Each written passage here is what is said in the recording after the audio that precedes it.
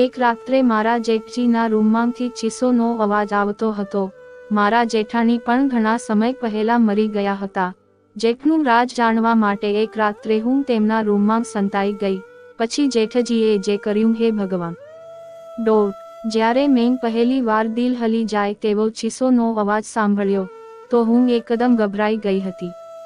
હું ભર ઊંઘમાંથી ભડકીને ઉઠી ગઈ અને ચીસો પાડવાનો અવાજ આખી હવેલીમાં ગુંજી રહ્યો હતો. એ સમયે ચારે બાજુ સન્નાટો હતો. મારા રૂમમાં બહુ જ અંધારું હતું. મેં હાથથી બીતા સાઈડ ટેબલનો લેમ્પ ચાલુ કર્યો.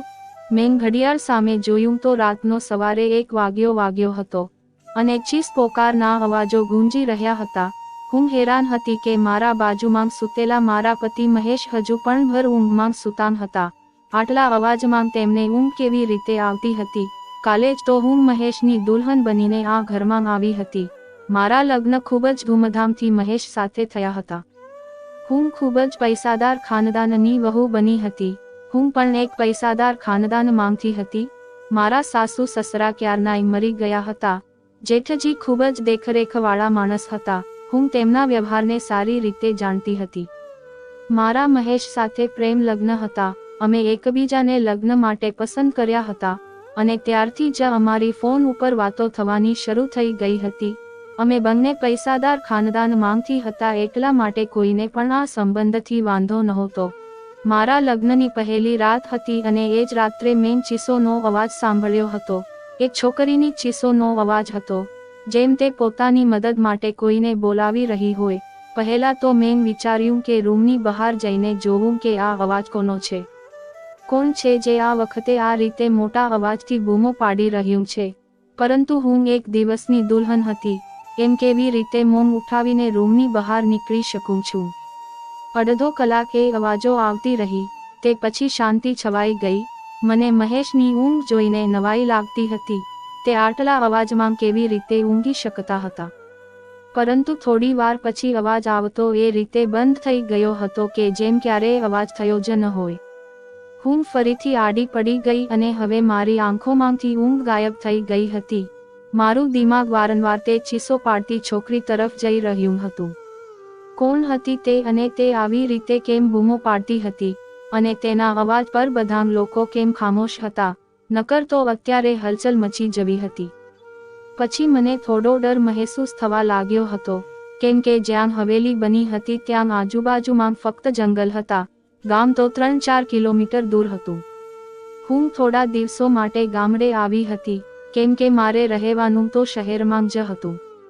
લગ્ન પહેલા મારી આ વાત નક્કી થઈ હતી અને શહેરમાં પણ આ લોકોનો બંગલો ખૂબ જ ખૂબસૂરત બનાવેલો હતો અને હવેલી તો એટલી મોટી હતી કે ના જાણે કેટલા રૂમો બનેલા હતા. અહીંયાનો બગીચો બહુ જ મોટો બનેલો હતો. મને તો આ હવેલીમાં ઘૂસતા જ કોઈ મહેલ જેવું લાગવા લાગ્યું હતું. મેં બસ થોડી નજર નાખી હતી, પણ અહીંયાની અમીરી જોઈને મારી આંખો ચોંકી ગઈ હતી. મારો રૂમ ફૂલો અને મીણબત્તીથી સજાવવામાં આવ્યો હતો. હું પોતાની ઉપર જેટલો ગર્વ કરતી એટલો ઓછો હતો. અમને બંનેને જોઈને બધા દિયાબાતીની જોડી કહેતા હતા. પરંતુ આજની રાત્રે મેં જે કંઈ પણ સાંભળ્યું હતું, મારા દિમાગે કામ કરવાનું બંધ કરી દીધું હતું. ખબર નહીં ક્યારે વિચારતા હું ફરીથી ઊંઘમાં ખોવાઈ ગઈ હતી. સવારે મહેશ પ્યારી મુસ્કાન સાથે મને જગાડી રહ્યા હતા. કહેવા લાગ્યા, ઉઠી જાવ મેડમ, આ દિલ્હી નથી તો આરામથી ચાદર ઓઢીને સૂઈ રહેશો. મેં ધીમે ધીમે આંખો ખોલી તો તે ઉઠી ગયા હતા. મહેશ પથારીમાંથી ઉઠીને પોતાના કપડાં નીકાળી રહ્યા હતા. મને કહેવા લાગ્યા કે તારો સામાન ડ્રેસિંગ રૂમમાં પડ્યો છે, એ જ પહેરવાનો છે.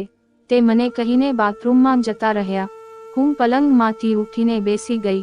પહેલા તો મને એવું લાગ્યું કે રાતવાળી વાત કદાચ મારો કોઈ વહેમ હતો.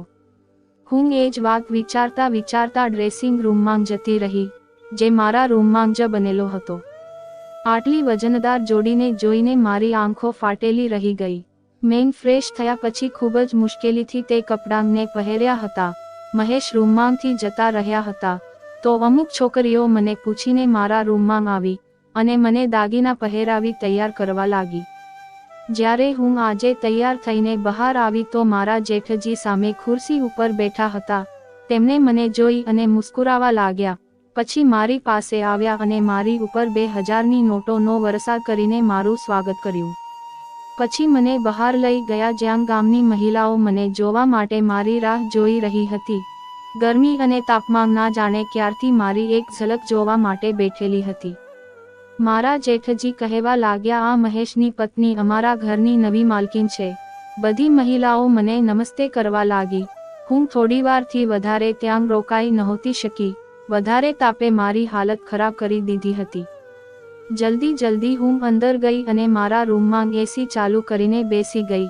આખો દિવસ લગાતાર લોકોનું આવવાનું જવાનું ચાલુ રહ્યું.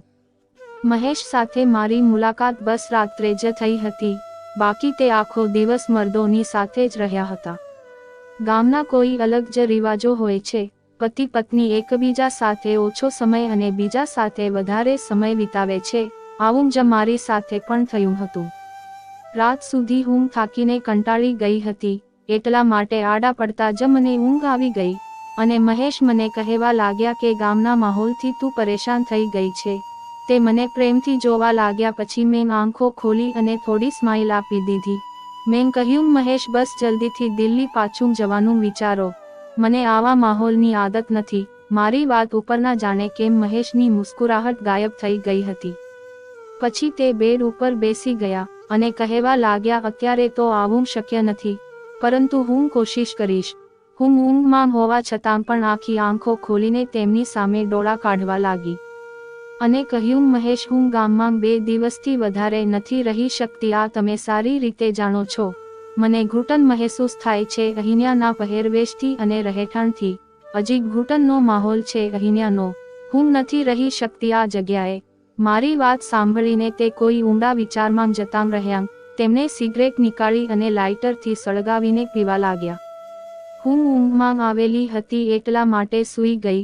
રાત્રે ફરી મારી આંખો અવાજથી ખુલી હતી. એ જ એક છોકરીની ચીસ પોકાર પોતાના બચાવ માટે મદદ માગી રહી હોય તેમ. હું તરત જ ઊભી થઈને બેસી ગઈ અને મહેશને પણ જગાડી દીધા. તે મને ઊંઘમાં જોવા લાગ્યા. મેં કહ્યું, મહેશ, કોઈનો ચીસો પાડવાનો અવાજ આવી રહ્યો છે. મારી વાત ઉપર મહેશે નજરો ફેરવી. કહેવા લાગ્યા, કેવી અવાજો છે? મને અહીંયા કોઈ અવાજો આવતી નથી. હું તેમની આ વાત સાંભળીને હેરાન રહી ગઈ હતી. આ કેવી રીતે સંભવ હતું? મને તો છોકરીનો બૂમો પાડવાનો અવાજ આવી રહ્યો હતો, પરંતુ મહેશને નહોતો આવી રહ્યો. મેં આશ્ચર્યથી મહેશની સામે જોયું. મેં કહ્યું કે આ છોકરીનો અવાજ તમને નથી સંભળાઈ રહ્યો? તે કહેવા લાગ્યા, ના, મને કોઈ પણ અવાજ સંભળાઈ નથી રહ્યો. મને ઊંઘ આવી રહી છે, મને હેરાન ના કર. આ કહીને તે ફરીથી સૂઈ ગયા હતા અને મારી ડરના કારણે ખરાબ હાલત હતી. શું આ અવાજો ફક્ત મને જ સંભળાઈ રહ્યા હતા? એનો મતલબ કોઈ ભૂત પ્રેત? આ વિચારીને તો હું ધ્રુજવા લાગી હતી. ડરના કારણે હું મહેશને ચોંટીને સૂઈ ગઈ. મારું દિલ જોરથી ધડકી રહ્યું હતું. હવે તો મને આ હવેલીમાં એક દિવસ પણ નહોતું રોકાવું. મને તો ભૂતોથી ખૂબ જ બીક લાગતી હતી. આગલી સવારે મેં મહેશ સાથે શહેર જવાની જીદ કરવાની ચાલુ કરી દીધી. મેં કહ્યું, મારે પાછું દિલ્હી જવું છે. મને ડર મહેસૂસ થઈ રહ્યો છે. મને 2 દિવસથી અહીંયા કોઈનો બૂમો પાડવાનો અવાજ સંભળાઈ રહ્યો છે, જેમ કોઈ છોકરી મદદ માટે બોલાવી રહી હોય. હું અહીંયા નથી રહી શકતી. ડરના કારણે એવું લાગી રહ્યું હતું કે જેમ હું અત્યારે જ રડી જઈશ. અને મહેશ મને ધ્યાનથી જોઈ રહ્યા હતા. તે વારંવાર નજર ફેરવતા હતા. તેમને મને કહેવા લાગ્યા, વર્ષોથી આ હવેલીમાં આવી જ આત્મા છે. અમુકને આવા આવાજો સંભળાય છે, જેવી રીતે તને સંભળાય છે. પરંતુ તે આત્માએ ક્યારેય પણ અમને નુકસાન નથી પહોંચાડ્યું. નકર શું મારી ભાભીઓ અહીંયા રહી શકતી હતી? મને મહેશની કોઈ પણ વાતથી શાંતિ નહોતી મળી રહી. મને બસ દિલ્હી જવાની ઇંતજાર હતી. સવારે નાસ્તાના સમયે મારા જેઠજીએ મહેશને પૂછ્યું હતું કે તું દિલ્હી પાછો ક્યારે જઈ રહ્યો છે? આ સાંભળીને મહેશનો ચાનો કપ હાથમાં જ રહી ગયો હતો. પરંતુ હું મનમાં ખુશ હતી કે કોઈને તો અમને ગામમાંથી દિલ્હી મોકલવાનો ખ્યાલ આવ્યો. મહેશે કહ્યું, ભાઈ, જે તમારો આદેશ. મહેશે બહુ જ મુશ્કેલીથી આ વાત કહી હતી. તે તેમના મોટા ભાઈથી બહુ જ ડરતા હતા. જેઠજી કહેવા લાગ્યા, આજે સાંજ સુધી તું દિલ્હી જવાની તૈયારી કરી લે, ત્યાંના કામ જો જઈને. મારી તો ખુશીનો તો પાર ના રહ્યો. મેં જલ્દીથી ચાંગ ખતમ કરી અને ખુરશી પાછળ ખસેડીને ઊભી થઈ ગઈ. તો મારા જેઠજી મને કહેવા લાગ્યા, વહુ આજે તે નાસ્તો સરખો કેમ ના કર્યો? મેં કહ્યું, મારે પોતાનું અને મહેશનું પેકિંગ પણ કરવાનું છે. સાંજ સુધી જવાનું છે તો સમય લાગી જશે. મારી વાત સાંભળીને જેઠજી મહેશની સામે ગુસ્સામાં જોવા લાગ્યા અને કહેવા લાગ્યા, તે વહુને એ નથી જણાવ્યું કે તે હવે અહીંયા જ રહેશે. આ વાત મારા દિલમાં વાગી ગઈ હતી અને હું આશ્ચર્યથી મહેશની સામે જોઈ રહી હતી. તે કહેવા લાગ્યા, હું ભૂલી ગયો હતો મોટા ભાઈ. મારા જેઠજી ફરી મને કહેવા લાગ્યા, બેટા તું હવે અમારી ઇજ્જત છે અને અમારા ઘરની મહિલાઓ હવેલીમાંથી બહાર પગ નથી મૂકતી. તું અહીંયા જ રહીશ, દિલ્હીમાં મહેશ જશે. આ સાંભળીને તો હું ચોંકી ગઈ હતી કે મહેશે આ વાત પહેલા કેમ ના જણાવી. તેમને એ જ કહ્યું હતું કે થોડા સમય ગામમાં રહેવું પડશે, પછી તેમને મને પોતાની સાથે દિલ્હી લઈ જશે. હું ગુસ્સાને કારણે ઊભી થઈને રૂમમાં જતી રહી. મને જૂઠું કહેવામાં આવ્યું હતું. થોડીવાર પછી જ મહેશ રૂમમાં આવ્યા. હું રડવા લાગી, મારે આ ભૂત બંગલામાં નથી રહેવું. તમે મને જૂઠું કીધું હતું કે આપણે દિલ્હીમાં રહીશું.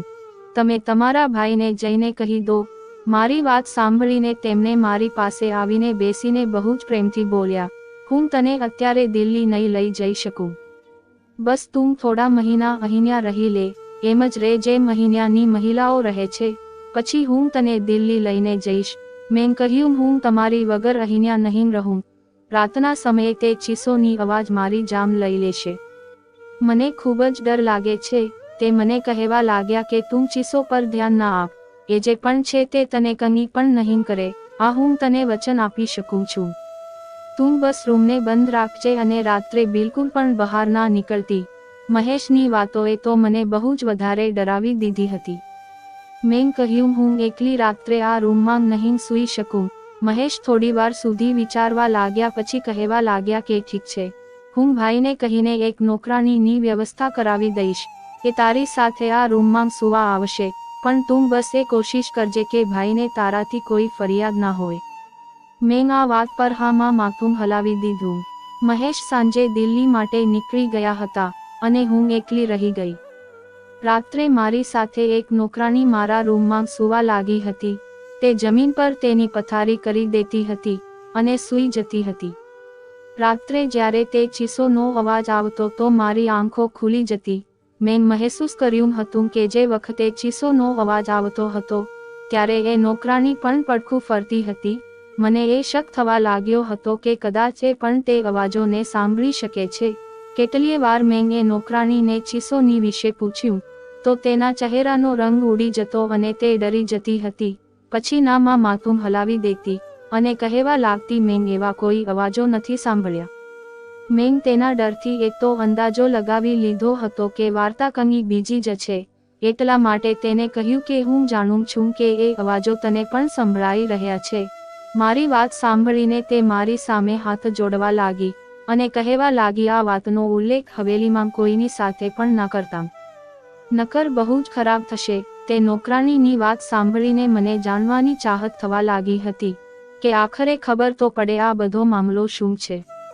મેં રાત્રે જ્યારે એ ચીસોનો અવાજ સાંભળ્યો તો નક્કી કરી લીધું કે સચ્ચાઈ શું છે તેની જાણકારી મેળવીને જ રહીશ, કેમ કે કદાચ મને યકીન થઈ ગયો હતો કે આ મામલો ભૂતપ્રેતનો નથી. રાત્રે બૂમો પાડવાનો અવાજ સાંભળીને હું ઉઠીને ઊભી થઈ ગઈ અને દબાયેલા પગલે મારા રૂમના દરવાજાની પાસે ગઈ અને ધીમેથી દરવાજો ખોલ્યો. મને તે અવાજો ઉપરના માળેથી આવી રહ્યા હતા. હું ધીમેથી ચાલતા ચાલતા ઉપર ચઢી ગઈ. ત્યાંથી અવાજો મને વધારે નજીકથી સંભળાવવા લાગ્યા હતા. જ્યારે હું તે અવાજોનો પીછો કરતા કરતા આગળ વધી તો સામે રૂમને જોઈને મારા હોશ ઉડી ગયા. એ તો મારા જેઠજીનો રૂમ હતો, જ્યાંથી છોકરીઓની ચીસોનો અવાજ આવતો હતો. મારા ચહેરાનો રંગ ઉડી ગયો હતો. હું પાછી નીચે આવતી રહી અને મારા રૂમમાં આવીને મારા વધતા દિલના ધબકારા પર કાબૂ કરવા લાગી. નરેશ એટલે કે મારા જેઠજીના રૂમમાંથી આવતા હતા. એ અવાજો સાંભળીને હું એ વિચારી પણ નહોતી શકતી કે તે આવા પણ હોઈ શકે છે. તેમની પત્ની પણ જીવતી નહોતી અને બીજા લગ્ન પણ નહોતા કર્યા. દુનિયાની સામે એ કેટલા મહાન હતા પણ આ અવાજો. હું પોતાની સાથે વાત કરવા લાગી. મારા મનમાં તેમની બહુ જ ઇજ્જત હતી. હું તેમના વિશે આ રીતે વિચારી પણ નહોતી શકતી. મારી આંખોમાંથી આંસુ વહેવા લાગ્યા. હું મારા બેડ ઉપર બેસીને રડવા લાગી, મારા જેઠ અને મહિલાઓ સાથે. ના ના, આવું કઈ રીતે થઈ શકે છે? ગામના લોકો તો તેમની ખૂબ જ ઇજ્જત કરે છે, તો પછી આ બધું શું હતું? આ તેમનું કયું રૂપ હતું જે આજે મેં મારી આંખોથી જોયું હતું? મારી આખી રાત જાગતાં જાગતાં ગઈ હતી, કેમ કે હું તેમના વિશે આવી કલ્પના પણ નહોતી કરી શકતી. સવારે નાસ્તો કરવા તે એવી જ રીતે બેઠા હતા. મારી આંખો જોઈને તેમને ચાંગ પીતાંગ કહેવા લાગ્યા, મહેશે ફોન ઉપર વાત નથી કરી મારી વહુ સાથે, તેથી જ રોઈ રોઈને આંખો લાલ કરી નાખી છે પોતાની. તેમની વાત પર મેં કોઈ જવાબ ના આપ્યો. તે પોતે જ હસવા લાગ્યા અને પછી બોલ્યા કે મહેશ ત્યાં બહુ જ બીજી છે, કદાચ એટલા માટે ફોન ના કરી શક્યો. મેં તેમની વાતોનો કોઈ જવાબ ના આપ્યો. આજે મને તેમનું મોઢું જોવાનું પણ મન નહોતું થતું. કેવો દોગલો માણસ હતો, દિવસે નેક અને રહેમ દિલ બનેલો રહેતો હતો, અને રાત્રે એ વિચારીને જ મારું શરીર ધ્રુજવા લાગ્યું હતું. મેં વિચારી લીધું હતું કે હવે હું તેમનો પર્દાફાશ કરીને જ રહીશ, પરંતુ હું નહોતી જાણતી કે હું મારા માટે કેટલી મોટી મુસીબત ઊભી કરવા જઈ રહી છું. જ્યારે મેં ફરીથી એ જ અવાજ સાંભળ્યો, તો હું પછી તે જ રૂમની બહાર જતી રહી. રૂમના હોલમાં જોવા લાગી તો એક 15 વર્ષની છોકરી હતી. ગામની લાગી રહી હતી. તેના ચહેરા પરથી તેનો દર્દ સાફ સાફ દેખાઈ રહ્યો હતો. તે હાથ જોડીને પોતાની ઇજ્જતની ભીખ માંગી રહી હતી, ચીસો અને બૂમો પાડતી હતી. પરંતુ મારા જેઠજીએ ખૂબ જ ક્રૂરતાથી તેનો દુપટ્ટો ઉતારીને ફેંકી દીધો હતો. હું એનાથી વધારે નહોતી જોઈ શકતી. હું પાછી આવતી રહી. જેમ તેમ કરીને મેં એ રાત કાઢી હતી. સવાર પડતાં જ મેં મહેશને ફોન કર્યો. મેં કહ્યું, તમે મને આટલું મોટું જૂઠું કીધું. તમે કહ્યું હવેલીમાં આત્માઓ છે, જ્યારે એવું કાંઈ પણ નથી. તે અવાજો ગામની માસૂમ છોકરીઓનો છે, જે તમારા પિતા જેવા ભાઈની હવસનો શિકાર બને છે. મારા મોંમાં જે પણ આવતું હતું તે મેં બધું જ મહેશને કહી દીધું. મારી વાત સાંભળીને તે ગુસ્સામાં આવી ગયા અને કહેવા લાગ્યા કે તારી જુબાનને બંધ રાખજે, જેમ હવેલીના બધા લોકો રાખે છે, અન્યથા તને નરેશની તાકાતનો અંદાજો નથી. જામથી મારી નાખશે તેમને તને. હું મહેશની વાત સાંભળીને જેટલી હેરાન થઈ એટલી ઓછી હતી. મતલબ તે તેના ભાઈના વિશે આ બધું પહેલેથી જ જાણતો હતો, અને તે પણ મળેલો હતો આ બધામાં. મેં ફોન બંધ કરી દીધો. ખરાબ થતાં જોઈને હું આવી રીતે ચૂપ નહોતી રહી શકતી. મને બસ એક સબૂત જોઈતું હતું, કેમ કે અહીંયા એવું કોઈ પણ નહોતું જે નરેશની ખિલાફ એક શબ્દ પણ બોલતું. એટલા માટે મેં રાત થતાં પહેલાં જ બીમારીનું બહાનું બનાવ્યું અને મારો રૂમ બંધ કરીને મારા રૂમમાં પુરાઈ ગઈ. હું જાણતી હતી કે નરેશ ક્યારે ઉપર જાય છે, એટલા માટે હું મારી પાછલી બારીમાંથી બહાર નીકળી અને પાઇપલાઇનના સહારે ઉપરની બાજુ પહોંચી ગઈ. નરેશના રૂમની બહારની બારી એ વખતે ખુલ્લી હતી. હું એ બારીમાંથી તે રૂમમાં પહોંચી ગઈ અને તે રૂમને કોઈ વરરાજાની રૂમની જેમ શણગારવામાં આવ્યો હતો. હું એ જ બારીની પાસે એક ખૂણામાં સંતાઈ ગઈ. રાત્રે 1 વાગે નરેશ એના રૂમમાં આવ્યો અને સામે સોફા ઉપર બેસી ગયો. થોડીવાર પછી તેનો નોકર દારૂની બોટલ લઈને આવ્યો અને સામેના ટેબલ ઉપર રાખી દીધી. મેં મારા મોબાઈલનો કેમેરો ચાલુ કરી દીધો. થોડીવાર પછી એક 14 વર્ષની માસૂમ છોકરી તે રૂમમાં આવી. તે ચીસો પાડી રહી હતી, વારંવાર એમ કહી રહી હતી કે તેને ઘરના લોકોની પાસે જવું છે. તે નોકરે છોકરીને રૂમની અંદર ધક્કો મારીને રૂમ બંધ કરીને જતો રહ્યો. નરેશ એકદમ આરામથી સોફા ઉપર બેસીને એ છોકરીની લાચારીનો તમાશો જોઈ રહ્યો હતો, જે બહુ જ વધારે રોઈ રહી હતી, દરવાજો પછાડી રહી હતી, પોતાને બચાવવા માટે મદદ માંગી રહી હતી, જેની ચીસો પોકાર હવેલીની બેજાન દિવાલોમાં ગુંજી રહ્યા હતા. ત્યાંના લોકો આ જુલ્મ ઉપર બિલકુલ ખામોશ હતા. તે છોકરી જ્યારે દરવાજો ખખડાવીને થાકી ગઈ, તો નરેશની પાસે આવીને હાથ જોડવા લાગી અને કહેવા લાગી, નરેશ સાહેબ, મને છોડી દો, મને જવા દો, હું તમારી દીકરીની ઉંમરની છું, મારી ઉપર રહેમ કરો. તેની વાત સાંભળીને મારો જેઠ ગુસ્સામાં ઊભો થયો અને તેના વાળ પકડીને કહેર ભરી નજરથી જોઈને બોલ્યો, કોઈ નીચી જાતની છોકરી, તારી એટલી હિંમત કે તું મારી સામે જુબાન ચલાવે? તને હું બતાવું છું કે મારી સામે જુબાન ચલાવવા વાળાની હું શું હાલત કરું છું. આ કહીને તેને એ છોકરીને એકદમ જોરથી જમીન ઉપર પછાડી હતી. પછી તેના ગળા ઉપર પોતાના પગથી મારવા લાગ્યો. એ છોકરી દર્દથી બૂમો પાડી રહી હતી અને હું આ બધું નહોતી જોઈ શકતી. ના જાણે મેં કેવી રીતે ખુદને કાબૂમાં કરી અને ત્યાં ઊભી રહીને આ બધું જોઈ રહી હતી. તે પછી મારા જેઠે તે છોકરીને પથારીમાં ફેંકી અને પોતાની સિગરેટ સળગાવીને જેમ જ તે છોકરીના ચહેરા ઉપર લગાવી. તે છોકરીની ચીસો સાથે સાથે મારી પણ ચીસ નીકળી ગઈ. નરેશ તરત જ ત્યાંથી પાછળ હટ્યો. મારી ચીસ સાંભળીને તે સમજી ગયો હતો કે રૂમમાં એ છોકરીની સિવાય પણ બીજું કોઈ છે. એના પહેલા કે તે મને શોધતો હું તે બારીમાંથી બહાર નીકળી ગઈ, પરંતુ કદાચ તે મને જોઈ ગયો હતો, કેમ કે હું કોઈ પ્રોફેશનલ જાસૂસ તો નહોતી. એક આમ જ છોકરી હતી. હું જે રસ્તાથી આવી હતી એ જ રસ્તાથી નીચે ઉતરી ગઈ, પણ પોતાના રૂમની જગ્યાએ હવેલીની પાછળ જતી રહી. હું ત્યાં જ જઈને સંતાઈ ગઈ. મને આખી હવેલીમાં એક હલચલ જેવું મહેસૂસ થયું હતું.